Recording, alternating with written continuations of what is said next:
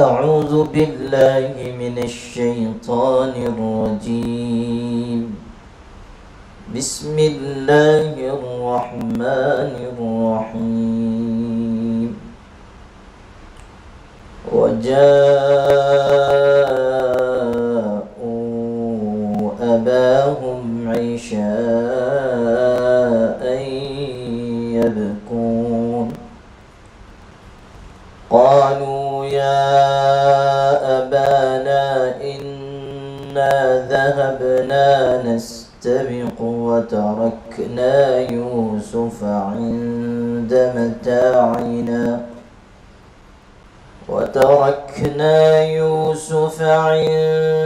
متاعنا فأكله الذئب وما أنت بمؤمن لنا ولو كنا صادقين. وجاءوا على قميصه بدم كذب قال بل سولت لكم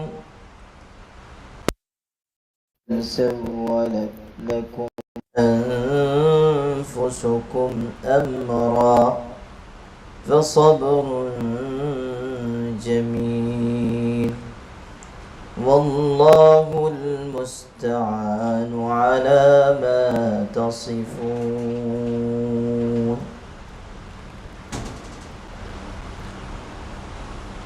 پناہ پکڑتا ہوں میں اللہ کی شیطان مردود سے. اللہ کے نام سے شروع کرتا ہوں جو بےحد مہربان بار بار رحم کرنے والا ہے.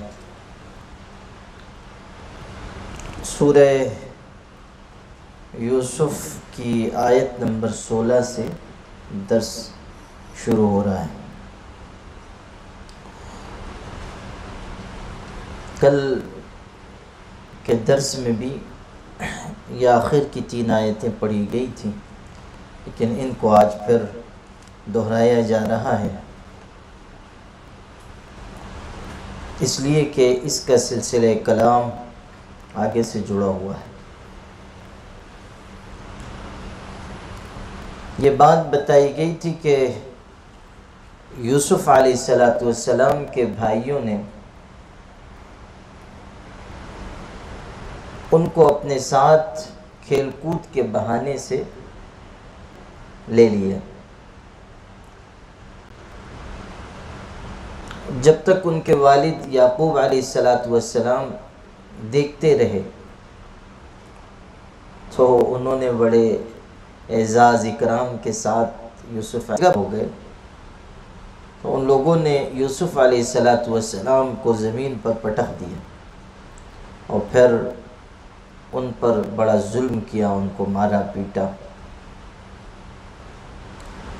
معالم التنزیل میں تو یہاں تک ہے کہ وہ قتل کر دینا چاہ رہے تھے، تو ان کے بھائی یہودا نے ترس کھا کر یہ کہا کہ میرا تمہارا یہ معاہدہ ہوا تھا کہ تم ان کو قتل نہیں کرو گے. چنانچہ یہ کہنے پر انہوں نے یوسف علیہ السلام کو ادمرا کر کے چھوڑ دیا، بہت مارا. معالم التنزیل ہی میں یہ بات ہے کہ چونکہ کئی بھائی تھے، 10 تھے، تو ایک مارتا تھا تو وہ دوسرے کی پناہ لیتے تھے، یعنی کہتے تھے کہ بھائی تم بچا لو، پھر وہ بھی مارتا تھا، پھر تیسرے کی، پھر چوتھے کی. ایسے بے رحم لوگ تھے کہ جنہوں نے یوسف علیہ السلام کو بے دردی سے مارا اور سخت تکلیف پہنچائی. یہاں تک کہ اگر یہودا کی مداخلت نہ ہوتی تو شاید وہ قتل کر دیتے. اس کے بعد پھر یوسف علیہ السلام کو لے کر وہ ایک کنویں پر پہنچے. روایتوں میں ہے کہ اس کنویں کا اوپر کا منہ چھوٹا تھا تنگ تھا، اندر گہرائی تھی، اور ان لوگوں نے ایک ڈول میں بٹھا کر یوسف علیہ السلام کو اندر ڈالا، رسی کے ذریعے ڈول نیچے لٹکایا، اور جب ڈول آدھے راستے تک پہنچ گیا تو انہوں نے رسی چھوڑ دی تاکہ گر کر وہ ہلاک ہو جائے۔ ان کا مقصد تو یوسف علیہ السلام کو راستے سے ہٹا دینا تھا، وہ یوسف علیہ السلام کی زندگی کے خریدار بن گئے تھے۔ تو یوسف علیہ السلام کو آدھے کنویں کے آدھے حصے تک لٹکا کر پھر انہوں نے چھوڑ دیا، اور یوسف علیہ السلام گرے۔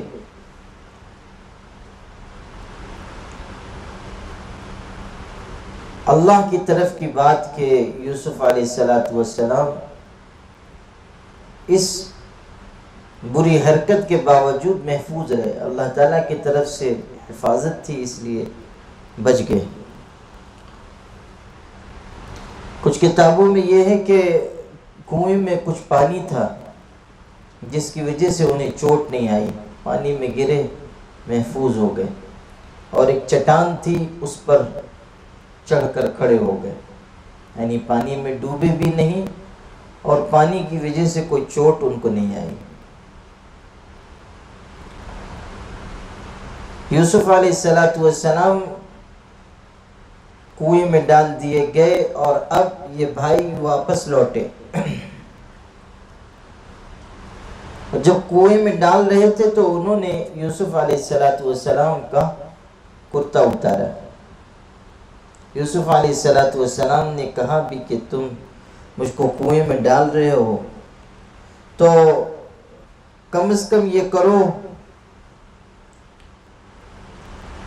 کہ میرا کرتا تو رہنے دو تاکہ میں سردی سے محفوظ رہوں۔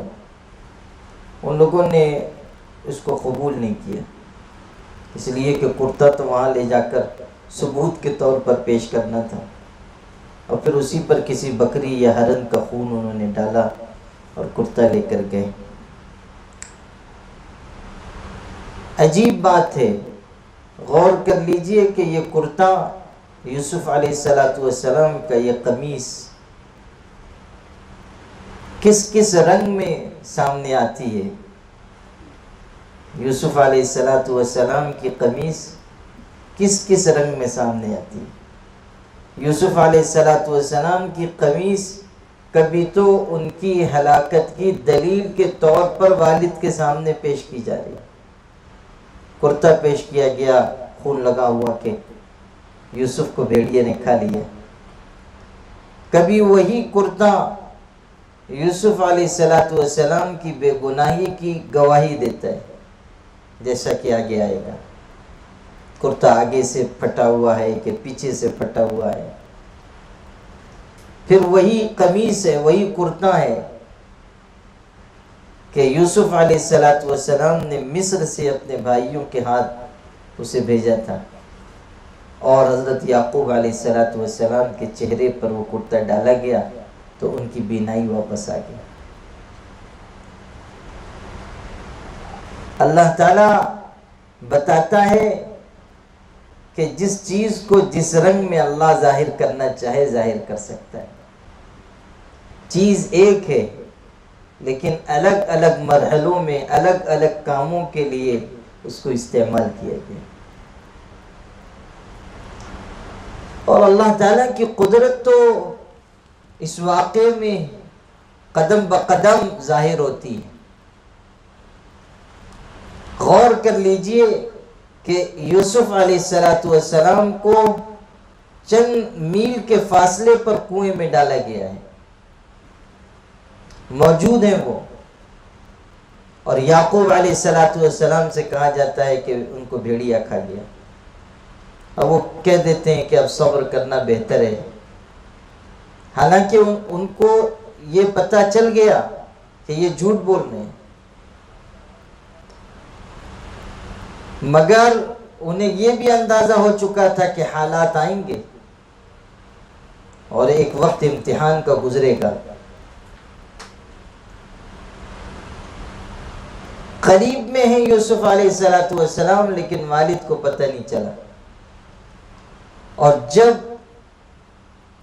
یوسف علیہ السلام کی قمیص مصر سے چلی، بھائیوں کو دیا تھا کہ لے جاؤ والد کی خدمت میں پیش کرنا. اس وقت یعقوب علیہ السلام کہہ رہے ہیں کہ انی لاجد ریح یوسف، مجھے یوسف کی خوشبو محسوس ہو رہی ہے. قریب کے فاصلے پر تھے، پتہ نہیں چل رہا ہے. اتنے دور دراز ہیں اور وہ کہتے ہیں کہ مجھ کو یوسف کے کرتے کی خوشبو آ رہی ہے. اللہ تعالیٰ بتا رہا ہے کہ ولی ہو یا نبی، ہم جب جو چاہیں گے، جس چیز کو چاہیں گے ظاہر کریں گے. جب اللہ تعالیٰ نے چاہا تو قریب رہنے کے باوجود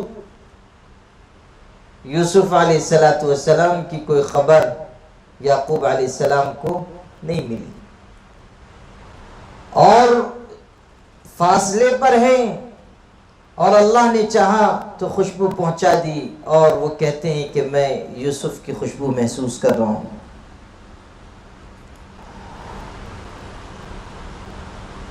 پھر وہ کرتا لے کر اس پر خون لگا کر والد کے پاس آئے. جاؤ اباہم عشاء یبکون، روتے ہوئے آئے رات کے وقت اندھیرے میں.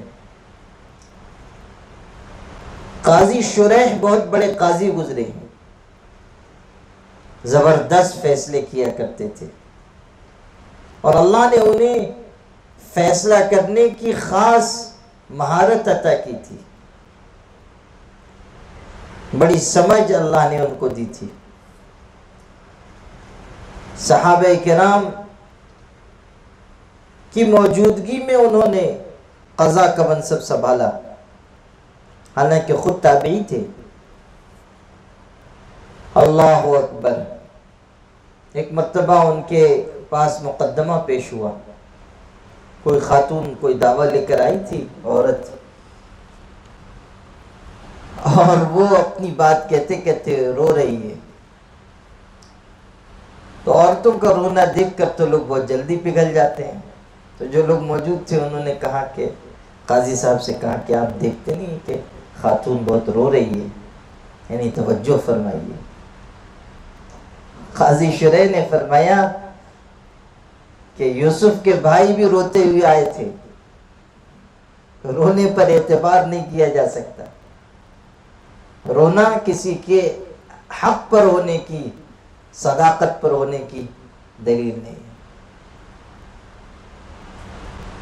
اور بعض علماء سے یہ نقل کیا گیا کہ لا یصدق باکن بعد اخوت یوسف، کہ اب یوسف علیہ السلام کے بھائیوں کے رونے کے بعد کسی بھی رونے والے کی تصدیق نہیں کی جا سکتی، تصدیق نہیں کی جا سکتی. اس لیے کہ مگرمچھ کے آنسو کوئی بہا رہا ہے، خود غلطی پر ہے، گناہ پر ہے، اور آ کر آنسو بہاتا ہے، تو اس کی بات مانی نہیں جائے گی. اللہ اکبر. تو یہ تو کرتا اتار کر لے کر چلے، اور حضرت یعقوب علیہ السلام کے پاس جا کر خون لگا ہوا کرتا پیش کیا اور کہا کہ یوسف کو بھیڑیے نے کھا لیا. ادھر یہ انتظام ہوا کہ ابراہیم علیہ السلام کو جب آگ میں ڈالا جا رہا تھا تو ان کا کرتا اتار لیا گیا تھا. تو اللہ نے حضرت جبریل کے ذریعے ایک ریشمی کرتا جنت کا ان کو بھیجا تھا، اور وہ حضرت اسحاق علیہ السلام پر حضرت یعقوب کو ملا، اور اس کو انہوں نے لپیٹ کر حضرت یوسف علیہ السلام کے گلے میں ڈال دیا تھا. تو اب جب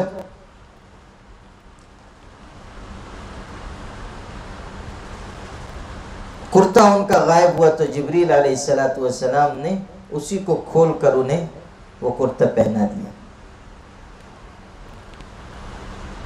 ادھر یہ لوگ آئے، انہوں نے والد سے جھوٹی کہانی بیان کی. قالوا یا ابانا انا ذهبنا نستبق وتركنا یوسف عند متاعنا فاکلہ الذئب. کہنے لگے ابو جان ہم ایک دوسرے سے دوڑ کا مقابلہ کر رہے تھے اور ہم نے یوسف کو اپنے سامان کے پاس چھوڑ دیا تھا، پھر اس کو بھیڑیا کھا گیا. اس پر وہ بات حضرت یعقوب علیہ السلام نے فرمائی تھی جو میں نے کل بھی ذکر کی، کہ انہوں نے فرمایا کہ بڑا حلیم بردبار عقل مند بھیڑیا تھا جس نے کپڑا اتار کر یوسف کو کھایا ہے. وما انت بمؤمن لنا، اور آپ ہماری بات نہیں مانیں گے، ولو كنا صادقین، اگرچہ کہ ہم سچے ہوں. وجاءوا على قمیصه بدم كذب، اور حضرت یوسف کے کرتے پر جھوٹا خون لگا کر لائے. قال بل سولت لكم انفسكم امرا، یعقوب علیہ السلام نے کہا تمہارے دلوں نے ایک بات بنا لی ہے. فصبر جمیل، اب صبر ہی بہتر ہے. واللہ المستعان علی ما تصفون، اور اللہ ہی سے مدد مانگتا ہوں اس بات پر جو تم بتاتے ہو. ایک بات سمجھنے کی یہ ہے کہ اگر کسی شخص کو خبر دی جائے بیٹے کے گم ہونے کی تو وہ تو پہلے فکر کرے گا کہ کہیں جاؤں، کہیں دیکھوں، تلاش کروں، ہو سکتا ہے بھیڑیے سے بچ گئے ہوں، جانور سے بچ گئے ہوں، کہیں زندہ ہوں یا بچی کچی لاش مل جائے. لیکن یعقوب علیہ السلام نے صرف اتنا کہا کہ صبر کرنا بہتر ہے. اس سے یہ اشارہ ملتا ہے کہ یعقوب علیہ السلام کو یہ اندازہ ہو چکا تھا کہ یوسف پر حالات آئیں گے اور امتحان کے مرحلے سے ان کو گزارا جائے گا اور پھر ایک وقت آئے گا کہ وہ لوٹ کر آئیں گے. اس لیے انہوں نے بجائے اس کے کہ کہتے کہ مجھ کو لے چلو، مجھ کو دکھاؤ یا تلاش کیا جائے، یہ بات ارشاد فرمائی.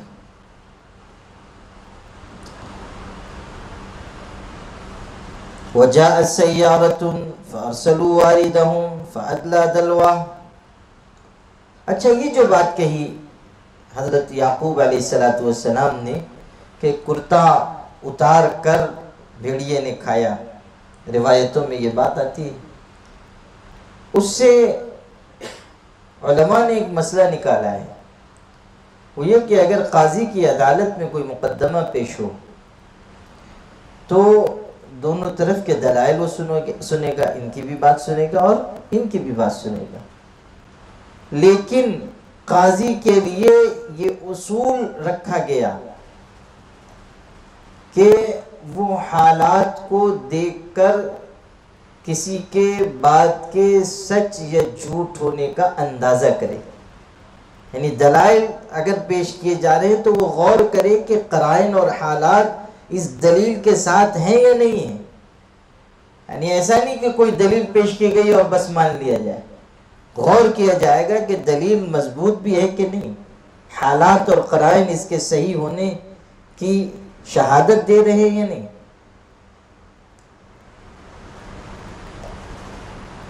قاضی ایاس رحمۃ اللہ علیہ قاضی گزرے ہیں، وہ ان کی خدمت میں مقدمہ پیش ہوا، وہ بھی بڑے ذہین قاضی تھے.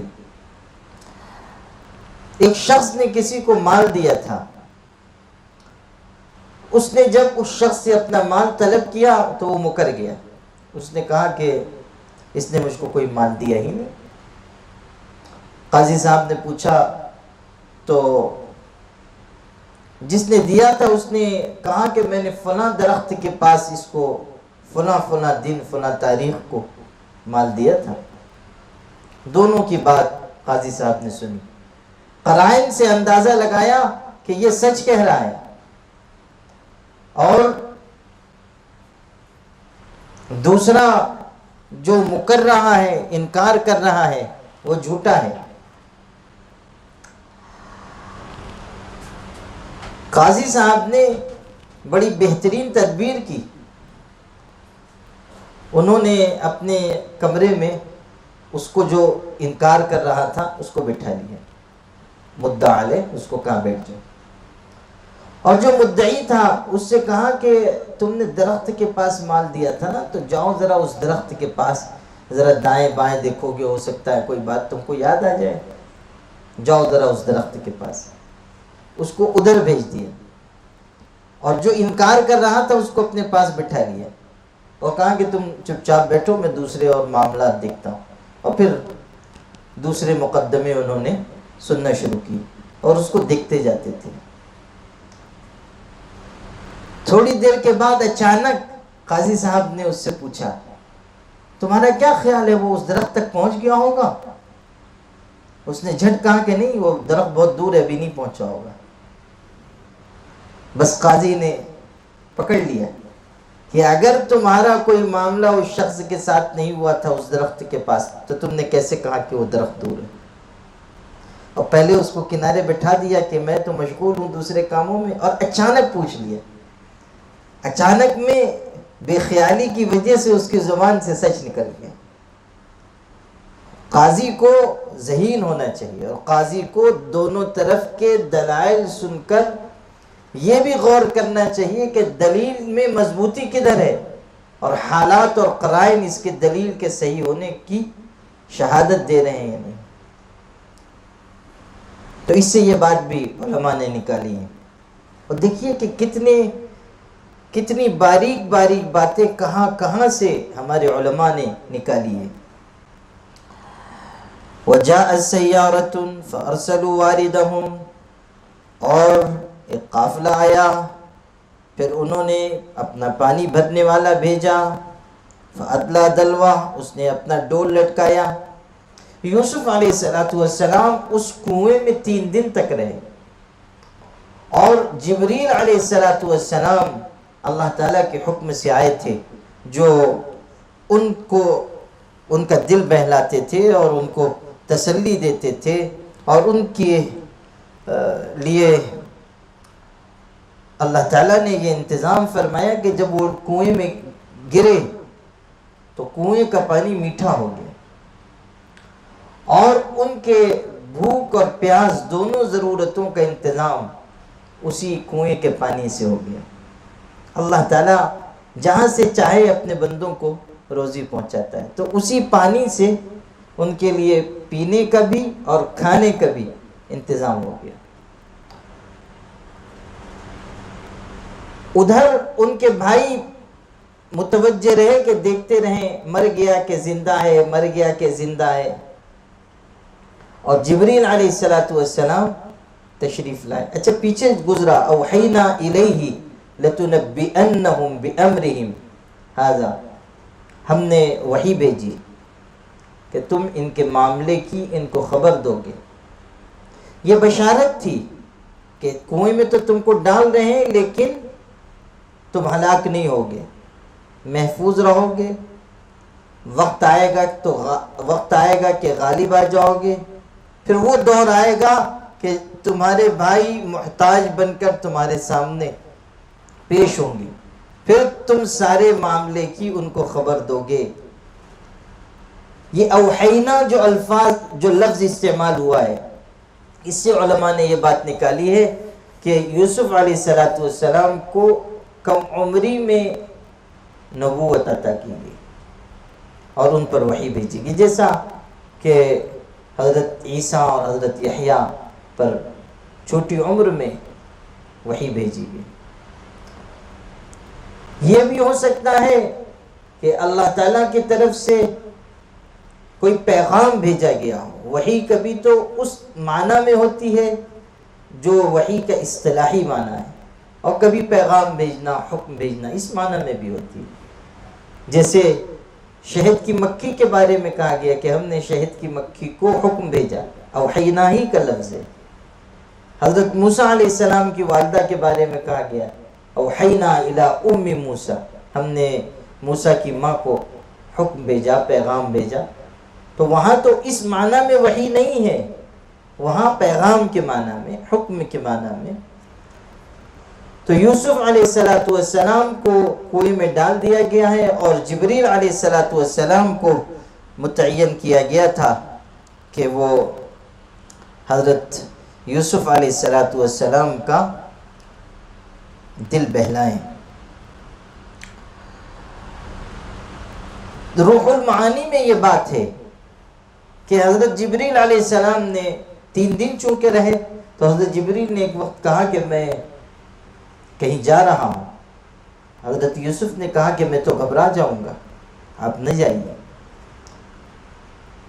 تو حضرت جبریل علیہ السلام نے ان کو ایک دعا سکھائی، یا صریخ المستصرخین، یا غیاث المستغیثین، یا مفرج کرب المکروبین۔ اللہ تعالیٰ کو ان الفاظ کے ساتھ، ان صفات کے ساتھ، ان ناموں کے ساتھ پکارو۔ قد تری مکانی وتعلم حالی ولا یخفی علیک شیء من امری۔ اے فریاد کرنے والوں کی فریاد کو پورا کرنے والے، اے آواز لگانے والوں کی آواز سننے والے، اے مصیبت زدہ لوگوں کی مصیبتوں کو دور کرنے والے، آپ میری جگہ دیکھ رہے ہیں، میرے حال سے آپ واقف ہیں، کوئی چیز آپ سے چھپی ہوئی نہیں ہے۔ کہا کہ جب ضرورت ہو یہ دعا پڑھ لینا۔ چنانچہ یوسف علیہ السلام کو جب گھبراہٹ محسوس ہوئی تو انہوں نے یہ دعا پڑھی، اور اللہ تعالیٰ نے ڈھیر سارے فرشتے بھیج دیے جن کے ذریعے ان کو بڑا انس حاصل ہوا۔ روح المعانی ہی میں یہ بات بھی ہے کہ جب ان کو کنویں میں ڈالا گیا تو انہوں نے یہ الفاظ کہے، یا شاہدن غیر غائب، اے موجود جو غائب نہیں ہے، یعنی اے ایسے پروردگار کہ جو موجود ہے غائب نہیں، وَيَا قَرِيبًا غَيْرَ بَعِيدٍ، اور اے قریب جو کہ دور نہیں ہے،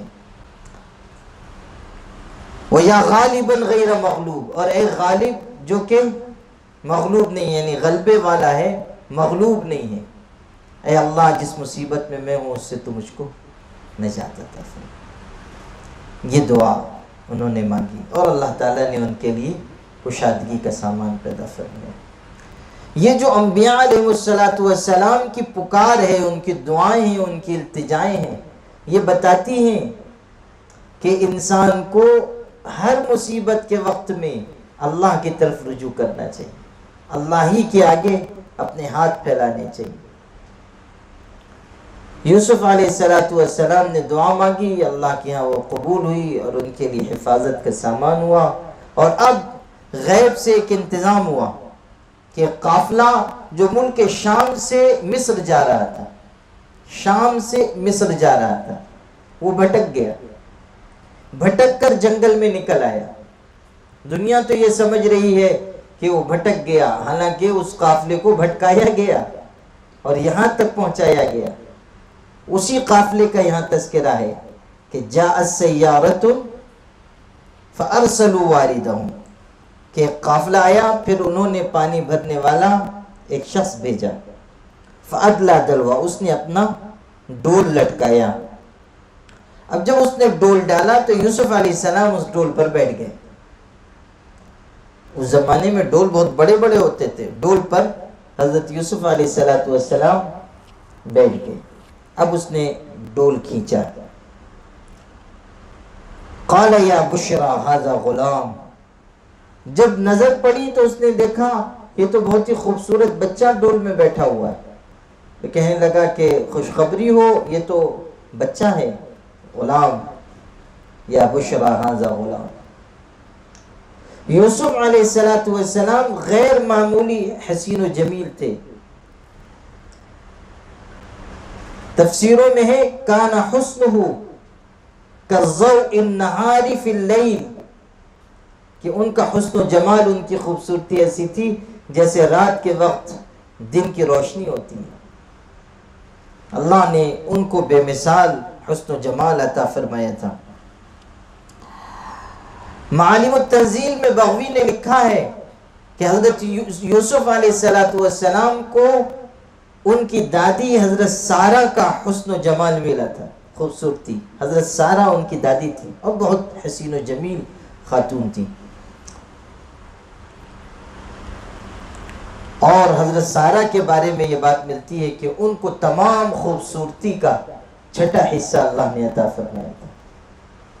اب آپ غور کر لیجئے کہ جس کو ایک چھٹا حصہ دیا گیا حسن جمال کا، وہ کتنا خوبصورت ہوگا۔ کان حسنہ کضوء النہار فی اللیل۔ تو قافلے والوں نے اس بات کی خوشی منائی کہ اتنا خوبصورت بچہ مل گیا، اس کو بیچیں گے بہت پیسہ ملے گا۔ وہ زمانہ تو کنیزوں، غلاموں اور باندیوں کا زمانہ تھا، انسان خریدے جاتے تھے، انسان بیچے جاتے تھے، اور یہ حسن و جمال رکھنے والے تھے، انہوں نے یہ خیال کیا کہ ان کی بڑی قیمت لگے گی، اچھی قیمت میں بک جائیں گے۔ اور یہ بھی اللہ تعالیٰ کی شان دیکھیے کہ حضرت یوسف علیہ السلام جیسا باعظمت انسان غلام بنایا جا رہا ہے اور ان کی قیمت مقرر کی جا رہی ہے۔ وَأَسَرُّوهُ بِضَاعَةً، اور پھر ان لوگوں نے تجارت کا مال سمجھ کر ان کو چھپا لیا۔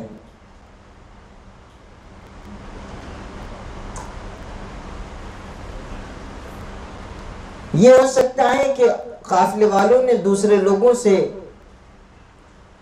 ان کو چھپا لیا کہ کہیں معلوم ہو جائے تو اس کے گھر والے آ جائیں، یا لوگوں کو پتہ چل جائے، یا پھر یہ بات تفسیروں میں ہے کہ جس نے ڈول ڈالا تھا اس نے دوسرے قافلے والوں سے چھپانا چاہتا کہ میں اکیلا اس کو بیچ کر قیمت حاصل کر لوں۔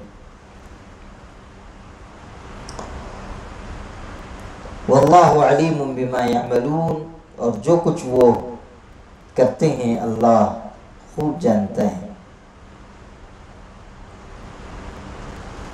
وَشَرَوْهُ بِثَمَنٍ بَخْسٍ دَرَاهِمَ مَعْدُودَةٍ، اور ان کو بہت ہی کم قیمت میں چند درہموں کے عوض انہوں نے بیچ دیا۔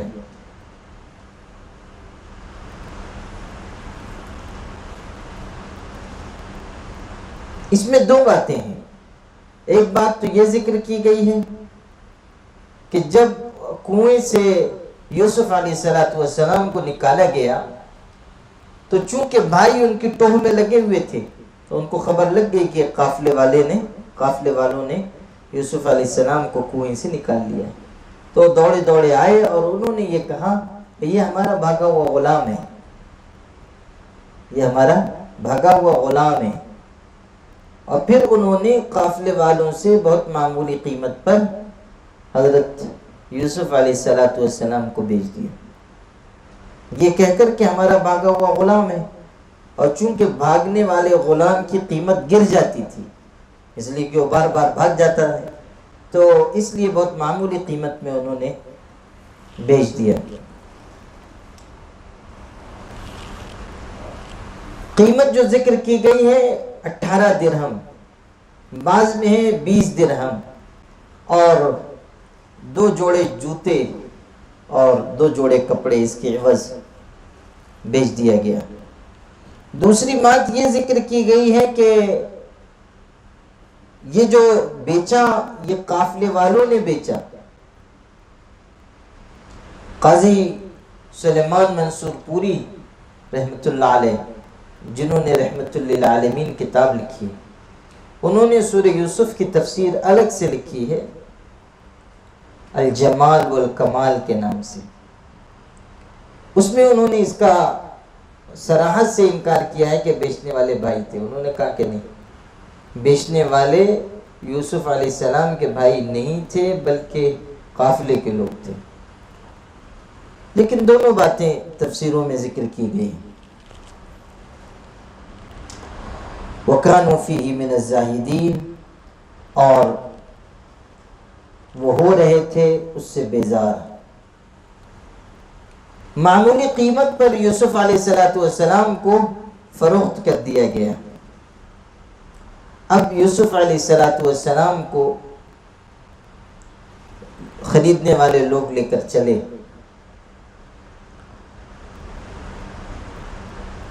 تفسیروں میں یہ بات ہے کہ جب یوسف علیہ السلام کو لے کر جا رہے تھے تو ان کی نظر پڑی، گزرے وہ قبرستان کے پاس سے، کنعان کے جو قبرستان تھا وہاں سے گزرے، وہاں ان کی والدہ کی قبر تھی۔ میں نے اس سے پہلے بتایا کہ یوسف علیہ السلام کی والدہ ان کے بچپن میں بہت چھوٹی عمر کے تھے جب فوت ہو گئی تھی۔ ان کا نام راحیل تھا، والدہ جو ان کی تھی۔ تو جب قبرستان کے پاس سے گزرے اور والدہ کی قبر پر نظر پڑی تو یہ بے قابو ہو گئے، اور یوسف علیہ السلام سواری سے اتر کر والدہ کی قبر پر چلے گئے اور قبر سے لپٹ گئے اور رونے لگے۔ ظاہر ہے جو ظلم ان کے ساتھ ہوا تھا، جو تکلیف بھائیوں نے پہنچائی تھی، تو قبر سے لپٹ گئے اور کہنے لگے کہ امی جان، میرے بھائیوں نے مجھ پر ظلم کیا، مجھ کو میرے والد سے جدا کر دیا اور مجھ کو بڑی تکلیف پہنچائی ہے۔ اور دیر تک وہ روتے رہے۔ جس شخص نے ان کو خریدا تھا وہ ان کو نہ پا کر ڈھونڈتا ہوا آیا، اس نے دیکھا کہ یہ قبر کے پاس ہیں، تو اس نے ایک زور کا تماچا ان کو مارا اور کہا کہ تیرے بارے میں صحیح کہا گیا ہے کہ تو بھاگنے والا غلام ہے۔ تو زور کا ایک تماچا مارا۔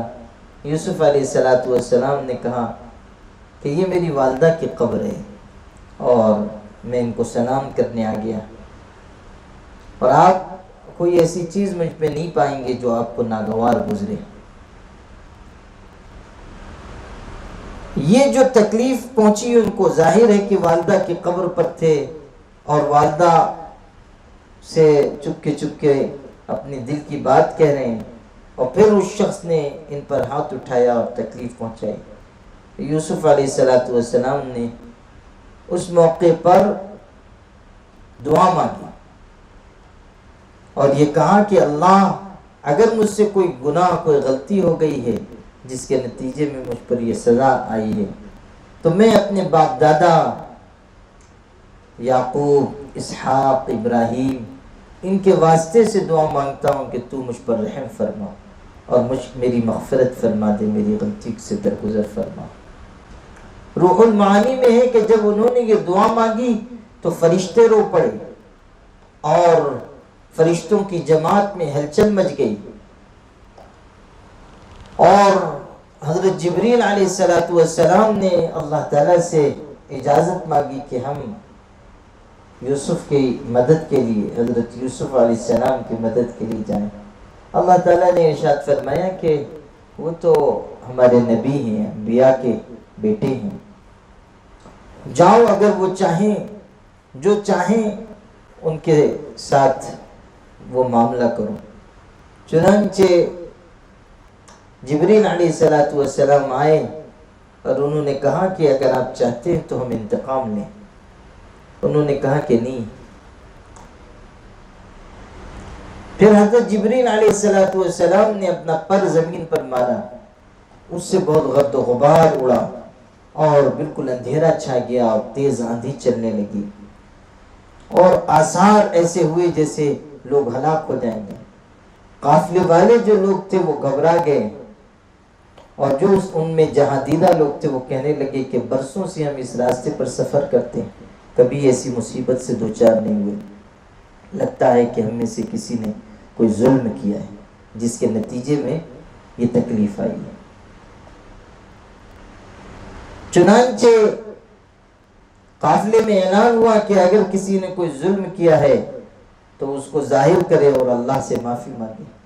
چنانچہ وہ شخص جس نے تماچا مارا تھا اس نے آگے بڑھ کر کہا کہ ہاں، مجھ سے اس بچے پر ظلم ہوا اور میں نے اس کو تماچا مارا اور اس کو تکلیف دی، اور جب میں نے اس کو تکلیف دی اس وقت اس نے آسمان کی طرف نظر اٹھا کر دیکھا تھا اور اس کے ہونٹ ہلے تھے، یعنی اس نے کوئی بد دعا کی ہوگی۔ وہ سب لوگ حضرت یوسف کے پاس آئے اور ان سے آ کر کہا کہ آپ پر ظلم ہو گیا اور ہم سب حاضر ہیں، آپ چاہیں تو ہم سے قصاص لے لیں، بدلہ لے لیں۔ یوسف علیہ السلام نے کتنا خوبصورت جواب دیا، فرمایا کہ میں اس خاندان سے ہوں جو بدلہ نہیں لیا کرتا، معاف کیا کرتا ہے، میں ان لوگوں کی اولاد میں ہوں اور اس لیے میں تم کو معاف کرتا ہوں۔ چنانچہ وہ ساری جو آندھی آئی ہوئی تھی اور بلا نازل ہوئی تھی وہ سب ختم ہو گئی. اللہ اکبر. وقال الذي اشتراه من مصر لامرأته اکرمی مثواه، اور جس شخص نے مصر سے ان کو خریدا اس نے اپنی بیوی سے کہا اکرمی مثواه، ان کو بہتر ٹھکانہ دو، عسى ان ينفعنا، شاید ہمارے کام آئے، او نتخذه ولدا، یا ہم اس کو بیٹا بنا لیں. اب یہ لوگ مصر پہنچ گئے، قافلے والے ہوتے یوسف علیہ السلام کی نیلامی ہوئی، باضابطہ نیلامی کی گئی بازار مصر میں، اور لوگوں نے بڑھ بڑھ کر قیمت لگانا شروع کیا. یہاں تو بہت معمولی قیمت میں بیچے گئے تھے، لیکن وہاں بڑی اونچی قیمتیں لگنے لگی، اس لیے کہ خوبرو اور ہونہار تھے. یہاں تک کہ جو مصر کا وزیر خزانہ تھا وہ بازار مصر میں آیا ہوا تھا. قیمت اتنی بڑھی کہ پھر اس نے خریدا اور اپنی بیوی سے، جس کا نام زلیخا ذکر کیا گیا ہے یا راعیل ذکر کیا گیا ہے، ان سے اپنی بیوی سے کہتا ہے، چونکہ حضرت یوسف علیہ السلام بڑے ہونہار تھے اور آثار سعادت ان کی پیشانی سے جلوہ گر تھے، اس نے اپنی بیوی سے کہا کہ اس کی بہترین طریقے پر تربیت کرو، کفالت کرو، کھانے پینے کا، دوسری ضرورتوں کا پورا خیال رکھو. ساتھ میں یہ کہا کہ ہمیں اس سے نفع ہوگا یا تو ہم اپنی اولاد بنا لیں گے، بیٹا بنا لیں گے. غور کیجئے کہ یہی بات فرعون نے کہی تھی موسیٰ علیہ السلام کے بارے میں. یہاں بھی یہی بات وزیر خزانہ مصر کا کہتا ہے کہ اس سے ہم کو نفع پہنچے گا یا ہم اس کو اپنی اولاد بنا لیں گے، اپنا بیٹا بنا لیں گے. اچھا، یہ جو زلیخا نام آیا ہے یہ متعین نہیں ہے، حالانکہ مشہور یہی بات ہے، لیکن جہاں جہاں یہ نام ذکر کیا گیا ہے وہ سب کمزور روایتیں ہیں یا تاریخی کتابوں کی روایتیں ہیں. لیکن بہرحال ایک بات چلی آ رہی ہے. زلیخا بنت تملیخا نام ذکر کیا گیا ہے، روح المعانی میں بھی یہ نام ہے. اللہ اکبر. اچھا، یہ جو بات انہوں نے کہی عسى ان ينفعنا، کہ اس سے ہم کو نفع پہنچے گا، اس سے وزیر خزانہ کی فراست کا اندازہ ہوتا ہے. فراست. حضرت عبداللہ ابن مسعود رضی اللہ تعالیٰ عنہ نے ایک موقع پر یہ بات ارشاد فرمائی. دیکھیے، قرآن پاک پر غور کرنے والے لوگ اور واقعات پر غور کرنے والے لوگ کیسے حکمت کے موتی ڈھونڈ ڈھونڈ کر نکال کر لاتے ہیں. حضرت عبداللہ ابن مسعود رضی اللہ تعالیٰ نے یہ بات ارشاد فرمائی کہ دنیا میں بہترین فراست رکھنے والے 3 لوگ گزرے ہیں. بہترین فراست رکھنے والے، ایک تو عزیز مصر، یہ جو وزیر خزانہ تھے عزیز مصر کہلاتے تھے.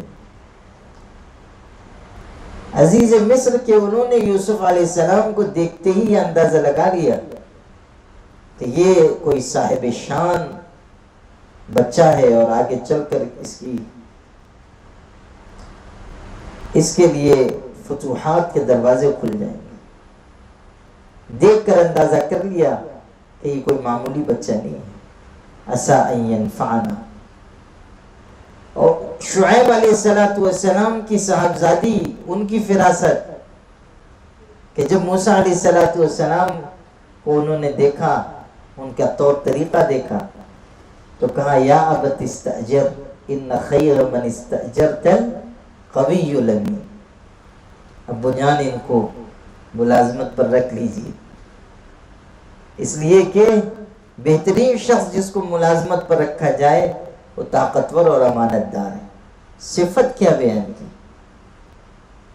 اور قرآن مجید واقعات کے ضمن میں کتنی خوبصورت ہدایتیں اور حکمت کی باتیں بیان کرتا ہے۔ ایک اصول بتا دیا گیا کہ ملازم ایسے شخص کو رکھو جو طاقتور بھی ہو اور امانت دار بھی ہو۔ اگر طاقتور ہے اور بے ایمان ہے تو سخت مہلک ہے، اور اگر ہے تو امانت دار لیکن بیچارہ ضعیف، کمزور، لاغر، نحیف نظار ہے، وہ کیا خدمت کرے گا؟ اسی کی خدمت کرنی پڑے گی، وہ خادم نہیں ہوگا، مخدوم بن جائے گا۔ تو حضرت شعیب کی صاحبزادی نے حضرت شعیب سے یہ بات کہی تھی کہ ان میں طاقت بھی ہے، قوت بھی ہے اور امانت ہے۔ بعض کتابوں میں یہ بات ہے کہ حضرت شعیب کی صاحبزادی نے نہ صرف یہ کہ ان کے بارے میں اس بات کا اظہار کیا کہ وہ بہترین ملازم بن سکتے ہیں، بلکہ بے انتہا حیا اور شرم کے ساتھ ان کی بابت یہ اشارہ دے دیا کہ یہ ایسے شخص ہیں جن سے نسبت طے کی جا سکتی ہے۔ اور تیسرا صاحب فراست شخص جن کو حضرت عبداللہ ابن مسعود رضی اللہ عنہ نے ذکر کیا، وہ حضرت ابو بکر صدیق رضی اللہ عنہ، فرمایا کہ انہوں نے اپنے بعد کے لیے حضرت عمر ابن خطاب کو خلیفہ نامزد کیا، حالانکہ لوگ ان سے بہت گھبراتے تھے، لوگوں کو یہ اندازہ تھا کہ وہ تو بہت سخت ہیں، اور نظام سلطنت ایسے شخص کے لیے چلانا جو اتنا سخت گیر ہو یہ آسان بات نہیں ہے، نظام ٹوٹ جائے گا، لوگ بکھر جائیں گے۔ لیکن حضرت ابو بکر صدیق رضی اللہ تعالیٰ عنہ کی فراست ایمانی دیکھ رہی تھی کہ عمر کی شان کے شخص ہیں، اور ان کی سختی انہی لوگوں کے لیے ہوگی جو ظلم اور زیادتی اور نافرمانی کے راستے پر چلیں گے۔ اسی لیے تو حضرت عمر نے جب پہلا خطبہ دیا حضرت ابو بکر کی وفات کے بعد، تو اس میں یہ بات ارشاد فرمائی کہ میں تم میں سے جو لوگ زیادتی کریں گے ان کے لیے انتہائی سخت ہوں، البتہ جو لوگ صحیح راستے پر چلیں گے میں ان کے لیے ان کے ساتھیوں اور دوستوں سے زیادہ نرم ہوں۔ اور حضرت عمر نے کر کے دکھایا، ایک طرف سختی برتی کہ بڑے سے بڑے شخص کو بھی کبھی احتساب کیا۔ حضرت عمرو بن العاص فاتح مصر ہیں، اور ان کے صاحبزادے نے حضرت عمرو بن العاص کے کسی شخص کو درے سے مار دیا، اس نے حضرت عمر سے آ کر شکایت کی، آپ نے تحقیق کی، معلوم ہوا کہ شکایت صحیح ہے۔ گورنر یعنی حضرت عمرو بن العاص جلیل القدر صحابی، مگر حضرت نے طلب فرما لیا، ان کے بیٹے کو بھی جنہوں نے یہ حرکت کی تھی بلایا، درے سے پٹائی کی، اور تاریخی جملہ ارشاد فرمایا متى استعبدتم الناس وقد ولدتهم امهاتهم احرارا، تم نے لوگوں کو کب سے اپنا غلام بنا لیا، حالانکہ ان کی ماؤں نے ان کو آزاد پیدا کیا تھا، تم نے اپنا غلام سمجھ لیا ہے۔ یہ تو ہوا کہ جنہوں نے یہ حرکت کی تھی ان کو درے سے مارا گیا، اس کے بعد درہ مارنے والے سے کہا کہ ذرا گورنر صاحب کو بھی 2-3 درے لگا دو۔ اب آپ تصور کیجیے، یہ کہہ کر کہا کہ انہی کی وجہ سے بیٹے کو یہ جرأت ہوئی ہے کہ شخص کے اوپر اس نے ہاتھ اٹھایا ہے۔ تو جو شخص مدعی تھا جس نے شکایت کی تھی، اس نے کہا کہ حضرت میرا بدلہ پورا ہو گیا، اور حضرت عمرو بن العاص کا اس میں کچھ لینا دینا نہیں ہے، ان سے مجھے کوئی شکایت نہیں، اور میرا بدلہ ان سے پورا ہو گیا۔ تب حضرت نے درگزر فرمایا۔ آپ سوچیے حضرت عمرو بن العاص جیسے شخص کو کا احتساب کر لیا، خالد ابن ولید جیسے شخص کو عین مار کے جنگ کے وقت معزول فرما دیا۔ تو ایک طرف سختی تھی اور دوسری طرف یہ حالت کہ اپنی پیٹھ پر غلہ اناج رکھ کر غریبوں کے گھر تک پہنچا رہے ہیں، پریشان حالوں کی مدد کر رہے ہیں، راتوں کو اٹھ اٹھ کر گشت کر رہے ہیں۔ عورت درد ذہ سے کرا رہی ہے اور وہ خود اپنی اہلیہ کو لے جا رہے ہیں کہ تم زچگی کراؤ اور باہر کھانا پکا رہے ہیں۔ جو اس وقت غلام ساتھ میں گیا تھا وہ کہتا ہے کہ حضرت عمر خود چولہا پھونک رہے تھے، لکڑیاں گیلی تھیں، جلدی جل نہیں رہی تھی تو اس کو پھونک مار مار کے جلاتے تھے، یہاں تک کہ حضرت کی داڑھی بہت گھنی تھی۔ تو غلام کہتا ہے، خادم بیان کرتا ہے کہ میں نے دیکھا کہ حضرت عمر کی داڑھی میں سے دھواں نکل رہا ہے، دھواں داڑھی میں گھس کر نکل رہا ہے، اس طرح خدمت کر رہے ہیں۔ تو حضرت ابو بکر صدیق رضی اللہ تعالیٰ کی کیسی فراست تھی کہ حضرت عمر کو اپنے بعد انہوں نے جانشین متعین کیا۔ وَكَذَلِكَ مَكَّنَّا لِيُوسُفَ فِي الْأَرْضِ وَلِنُعَلِّمَهُ مِنْ تَأْوِيلِ الْأَحَادِيثِ، اور اسی طرح ہم نے یوسف کو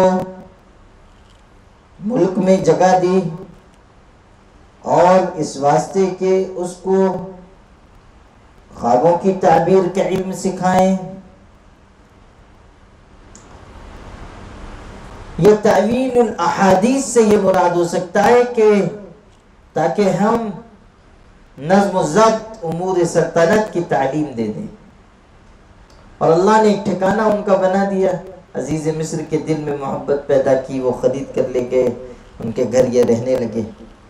واللہ غالب علی امری، اور اللہ تعالیٰ اپنے معاملات پر غالب ہے۔ ولکن اکثر الناس لا يعلمون، لیکن اکثر لوگ نہیں جانتے۔ بتایا جا رہا ہے کہ اللہ جو چاہتا ہے کر گزرتا ہے، تم جس کو گرانا چاہو اگر خدا اس کو اٹھانا چاہتا ہے تو وہ ہوگا جو اللہ چاہتا ہے۔ یوسف علیہ السلام کے بھائیوں نے ان کو ذلیل کرنا چاہا، اللہ نے ان کو عزت دینا چاہا، ہوا وہ جو اللہ نے چاہا۔ اسی طرح اگر کسی سے ساری دنیا حسد کرے لیکن اللہ کا فیصلہ اسے عزت دینے کا ہے تو وہ عزت پا کر رہے گا۔ اس میں کتنا بڑا سبق ہے اور کتنا بڑا تسلی کا سامان ہے ان لوگوں کے لیے جو لوگوں کی مخالفت سے، لوگوں کی دشمنی سے، لوگوں کے حسد سے پریشان ہو جاتے ہیں۔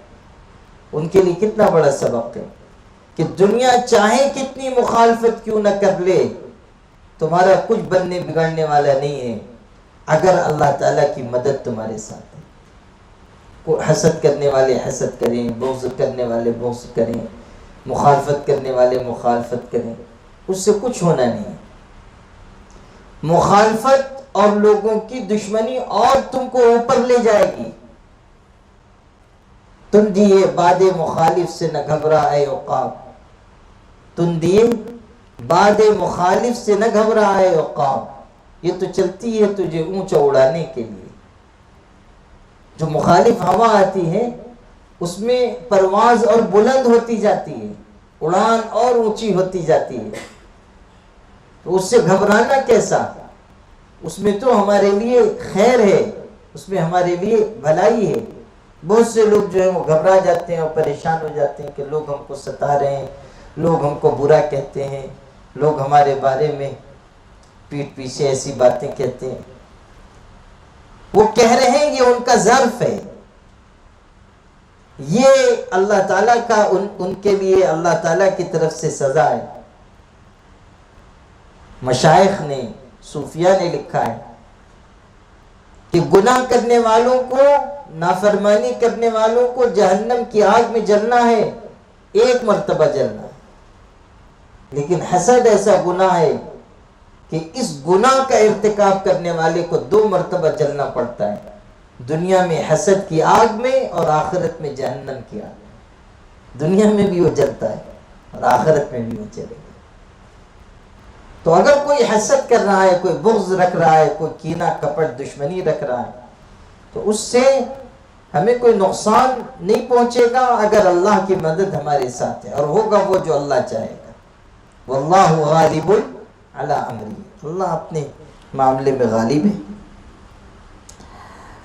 وَلَمَّا بَلَغَ أَشُدَّهُ آتَيْنَاهُ حُكْمًا وَعِلْمًا، اور جب یوسف اپنی قوت کو پہنچ گئے تو ہم نے ان کو حکمت اور علم دیا، یعنی جب وہ پختگی کی عمر کو پہنچے، مضبوط ہو گئے اور کمالات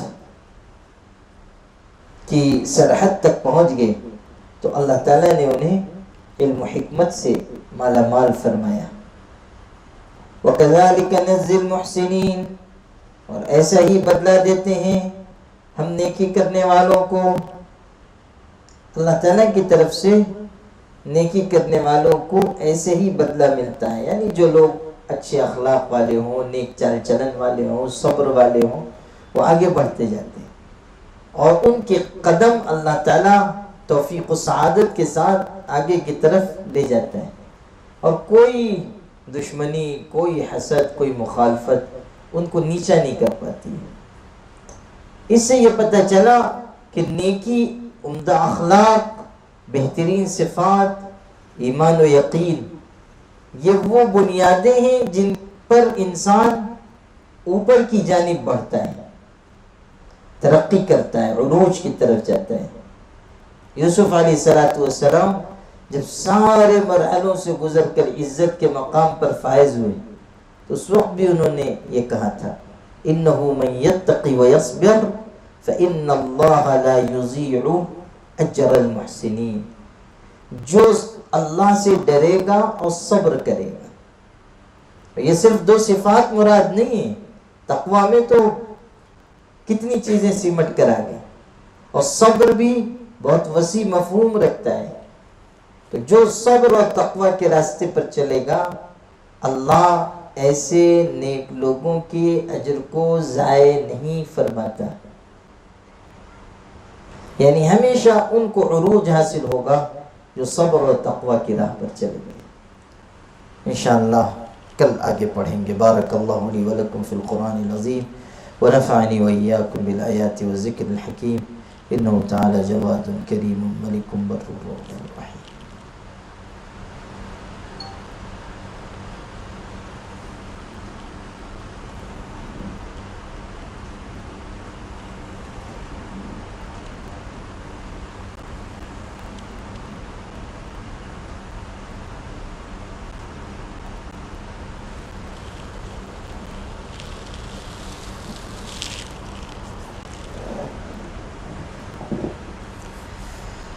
یا بدیع العجائب بالخیر یا بدیع۔